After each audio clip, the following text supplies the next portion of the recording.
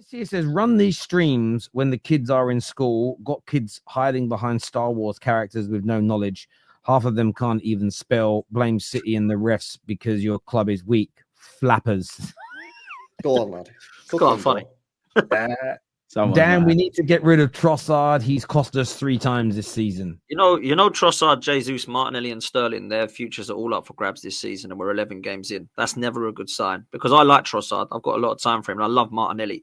But you can't just love players and keep him. You've got to look at how they're performing. And Trossard has been disappointing. Martinelli has not got going still, in my opinion. He's had some good games, some bad games. And let's not even talk on Sterling and Jesus because I'm done with both of them. They look dreadful.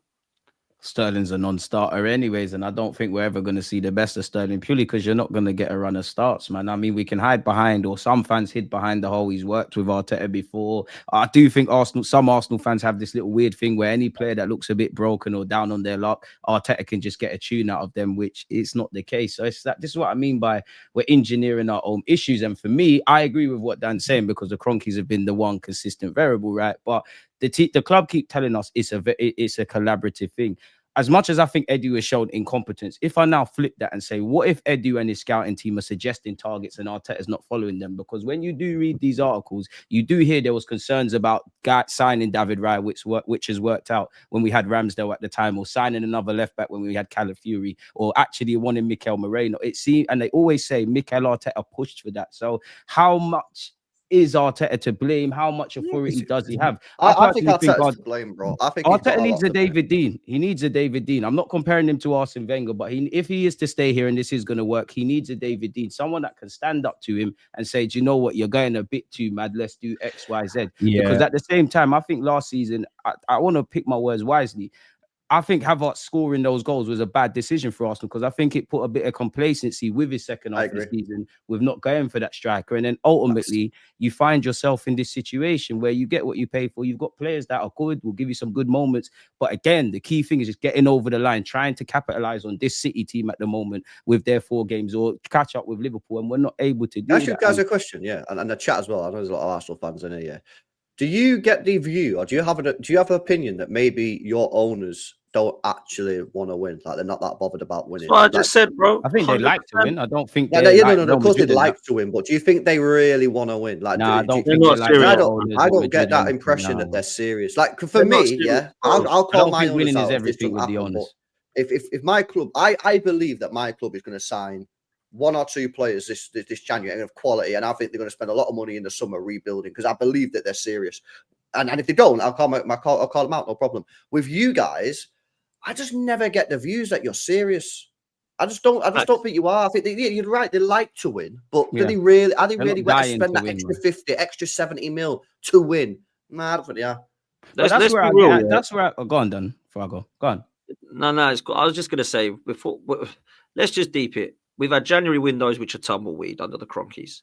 We've had a January transfer window where we gave away Aubameyang for free, paid them £7 million. They then sold him for Chelsea the following summer for £12 million. We've had other transfer windows where we had to be serious, where we went in a title race, believe it or not, with Spurs and Leicester in 2016, and our signing was Petr Cech, no one else. That's not a serious transfer. So this is honestly, GG. This has been going on for years under the Kroenkes, but people seem to be giving them a pass because they've spent a lot of money. Now they've spent a lot of money, but look at where it's being spent. And then you go, well, that's not the Kroenkes' fault. Yes, it is. This is their project. Well, no, you are right. Like the Glazers spent a lot of money, but we wasted it. I think there's this element sometimes. I'm not putting this on the Kroenkes. I probably need to do more research into it before having a full and frank opinion.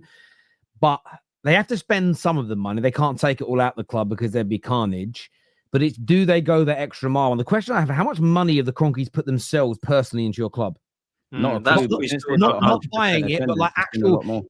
Because again, I would say this about like Ineos. Technically, they haven't put their own money into this club. Yeah, and that's what I mean. Like, have they actually, like, barring buying it, the Glazers up until Ineos came in, Terry. It's been self-sustaining. Yeah, but that's what I mean. So the Glazers put not one penny of their own money ever into Man United. Forget what Ineos have paid the Glazers for their shares. Ineos have already pumped over £250 million into the club. They've been here 9 months. That's more than a lot of owners have done in 10 to 20 years. That's why when people say to me, do you think Ineos care about winning? Yeah. Not only have they bought the club, they're pumping their own money in to reduce debt. That is a different approach to what. Now they've got to keep doing it because we're still so in the hole financially. It's ridiculous. But no, I do think these questions need to be asked. This year says Arteta is clearly not happy with Sterling as he never plays him. Martinelli needs upgrading on. He never wanted Sterling. Come on, man. That was a signing that was PR'd, by the owner. And he went, oh, yeah, we'll bring you our Sterling because it's only going to cost us 100 grand a week because Chelsea are going to pay all of his wages pretty much. PR, man. Question for the panel. If Arsenal don't win either the Champions League or Premier League this season, going forward, who is more likely to win it first? Win it again, Chelsea or Arsenal? I think Chelsea, man. Probably them because of the intention and the way they're going around it, Chelsea, man. And this, to go back to what we spoke about, this is where, as much as I think everything is the owner's fault indirectly, if you own a company and things go wrong, you might not have genuinely made any decisions, but indirectly it's your fault. When you look at the Kroenkes and you look at their pyramids in the other club, in the other sports and whatnot, it appears they put people in place and kind of leave you to your own devices. Whether that's right or wrong, that's what they do.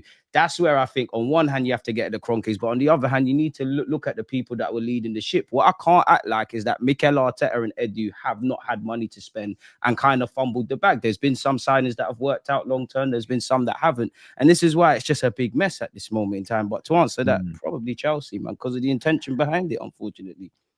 Rock here says when you get the kids, new supporters sell merch. This is one of the things I always said about the Glazers. As much as they were making money, I used to think, how has someone not sold them the idea of spending that little bit more to be successful again? Then you make even more money. Like genuinely, it's there.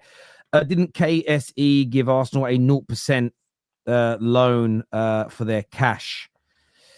Yeah, there was a few clubs. There was a few clubs that got 0% loans that obviously was found to be not lawful in the APT. So they'll have to get reassessed. But I don't think there'll be any issues. 25 assists for Martin Odegaard. Totally inferior as a 10. What does that mean? Basically saying in his whole career, Arsenal career in the Premier League, Odegaard's only got 25 Premier League assists. He could do more in that, but we've got a lot of problems before we look at Martin Odegaard. Shout out the captain, man. Shout out the captain, baller. Yeah, I'm just looking here on the Arsenal thing. I'm Googling it, like who's put like money put into clubs and trying to find out what Arsenal have put in. Wow. The amount of money, like Roman Abramovich here, like 500 million. This is up until the 2023. City's owners 680 million, Villa's 500 million, Fulham's owners 450 million. You start going down. Arsenal's, it says here, Arsenal's owners have put in 211 million has been pumped in by their owners. Do you know where Man United sit on this list? Like Spurs' owners have pumped nothing in. They're a Man United. You've got Man United's owners. Personal investment is at minus 154 million pound at Man United. Fair play. They know how listen. These people, like you might not like them, but like they know how to, get the cash in it. You know what I mean? They do. Speaking of.